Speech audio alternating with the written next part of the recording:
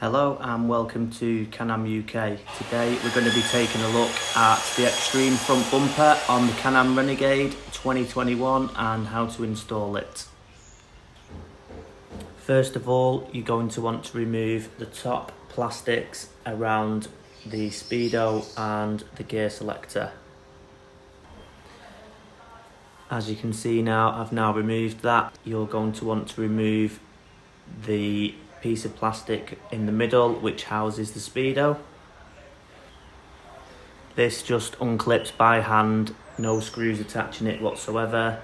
Once you've got it out, just hang it over the handlebars towards the seat like that.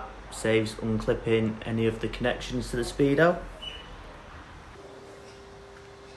The next thing you're going to want to do is undo these two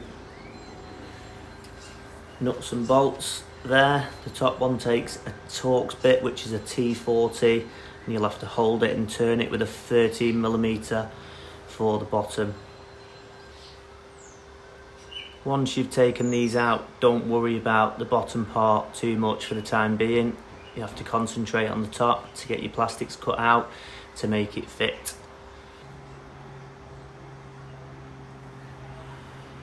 One of the first things that you're going to find when you start looking under here is these two. They're going to be tie wrapped on there. Just cut the tie wrap off, lift them up out of the way. Once you've done that, you're going to want to remove this rubber covering which comes out with the two plastic rivets. Just take them out. Take this out, it's tucked in down here. Just pull that out.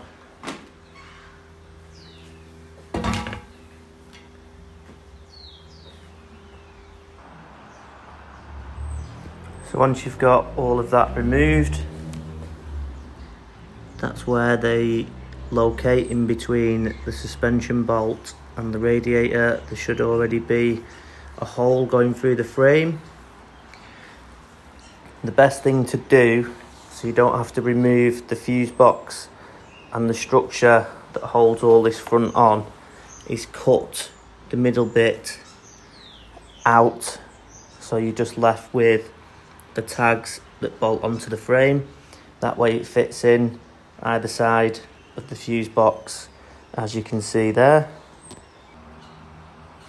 When you open yours, this part here up and around will be plastic. What you're going to want to do, as you can still see, is just drill little spot holes all the way around and up here. Don't go any lower than this part when you're drilling this side,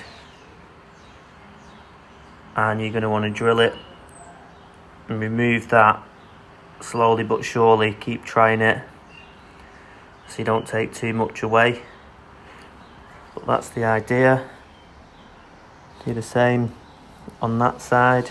This part here will all be plastic, which you will have to cut away to get it to fit.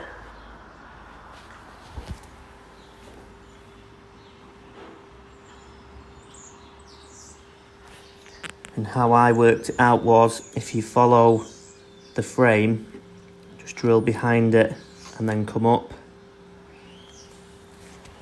That'll give you a good indication of where to start drilling or cutting. This way is a lot faster than removing the whole front fender.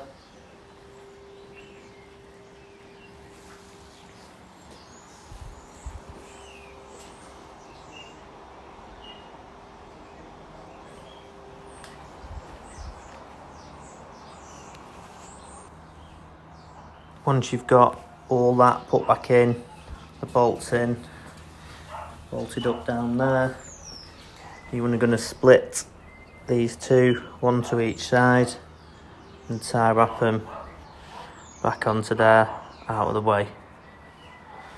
Once you've got it like that, you can go ahead and install all your plastics back on. Once you've got it all back together, I'm sure you'll agree it's a massive improvement and it's definitely worth the time and effort to get that on there.